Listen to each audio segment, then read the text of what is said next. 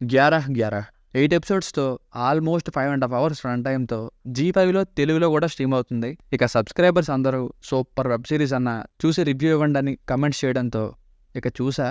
మీరు తిట్టుకున్నా పర్లేదు, నాకైతే జస్ట్ ఓకేయిష్ వెబ్ సిరీస్ అనిపించింది. మీకు నచ్చొచ్చేమో, నాకైతే మాత్రం యావరేజ్ నుండి ఓకేయిష్ ఫీల్స్.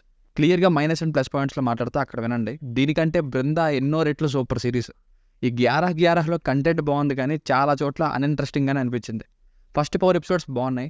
ఇక 8th ఎపిసోడ్లో చివరి 20 minutes తప్ప మిగతా 4 ఎపిసోడ్స్ ఏంటి అసలు ఈ స్టోరీ టెల్లింగ్ అనిపించింది. ఎవరైనా అసలు ఈ వాకీ టాకీలో డిఫరెంట్ ఇయర్స్లో మాట్లాడుకునే ఈ లాజిక్ ఏంటో చెప్పండి. నాకు అర్థమైనంత వరకు ట్రాన్స్మిషన్ అంటారు, కాన్షియస్నెస్ అంటూ వాచెస్ చూపించి ఏదో ఎక్స్ప్లెయిన్ చేస్తారు. నాకైతే దీనికి సంబంధించిన లాజిక్ ఎక్కడా కనబడలేదు. మీలో ఎవరైనా చెప్పండి, నేను తెలుసుకుంటా. నాకైతే అంతే అనిపించలేదండి, ఒక యావరేజ్ సిరీస్ అంతే. ఇంకా సెకండ్ సీజన్ కూడా ఉంది. దీనికంటే ది కాల్ అనే కొరియన్ థ్రిల్లర్ ఉంటుంది, దాని నుండి చాలా తెలుగు సినిమాలు కూడా కాపీ కొట్టారు, అది చూసుకోండి. చాలా మంచి సినిమా. లాస్ట్ 4 ఎపిసోడ్స్లో ఇంకా కొత్త కొత్త క్యారెక్టర్స్ని తీసుకురావడం, అలా అన్ఇంట్రెస్టింగ్ వేలో సాగ తీసుకుంటూ వెళ్ళడం. ఇలా ఉంటే 8 ఏంటి, ఎన్ని ఎపిసోడ్స్ అయినా తీయొచ్చు. ఫ్యామిలీతో చూడొచ్చా అంటే ఎస్ చూడొచ్చు, అడల్ట్ కంటెంట్ ఏం లేదు. తెలుగు డబ్బింగ్ కూడా బాగానే ఉంది. ఇక బేసిక్ స్టోరీ లైన్ ఏంటంటే 15 ఏళ్ళుగా సాల్వ్ కానీ అదితి అనే ఒక చిన్న పాప మిస్సింగ్ మర్డర్ కేసుని మళ్ళీ తిరిగి హ్యాండిల్ చేస్తున్నప్పుడు పోలీసులకి ఎలాంటి పరిస్థితులు ఎదురయ్యాయి. ఇందులో డిఫరెంట్ ఇయర్స్లో ఇద్దరు పోలీసులు మాట్లాడుకోవడం ఏంటి, అసలు ఆ 15 ఏళ్ల కేసు వలన ఎలాంటి విషయాలు బయటకు వచ్చాయి అన్నది స్టోరీ.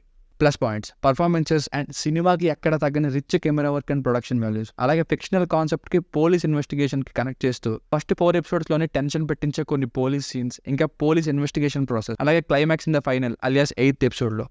ఇవి ప్లస్ పాయింట్స్.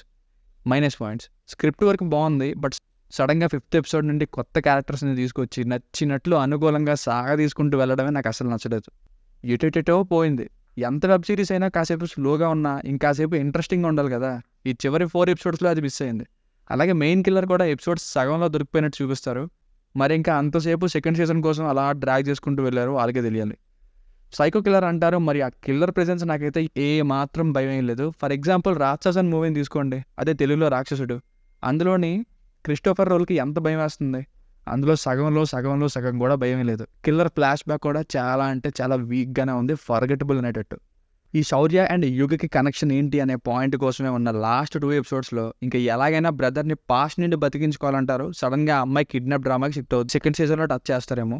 అసలు ఆ డిఫరెంట్ టైంలో మాట్లాడుకోవడం అనే దానికి లాజిక్నే ఉండదు. అందులోనే 11:11కి 1 minute టైం ఉంటుంది, నిదానంగా మాట్లాడుకుంటారు. అక్కడ ఉన్నది ఒక 1 minute కదా. సరే, మొదటి 2 సార్లు ఈ ఎక్స్పీరియన్స్ వచ్చినప్పుడు వాళ్ళకి తెలియదు కాబట్టి టైం తీసుకున్నారు. ఆ తర్వాత అయినా ఫాస్ట్గా ముఖ్యమైన విషయాలు మాట్లాడొచ్చు కదా.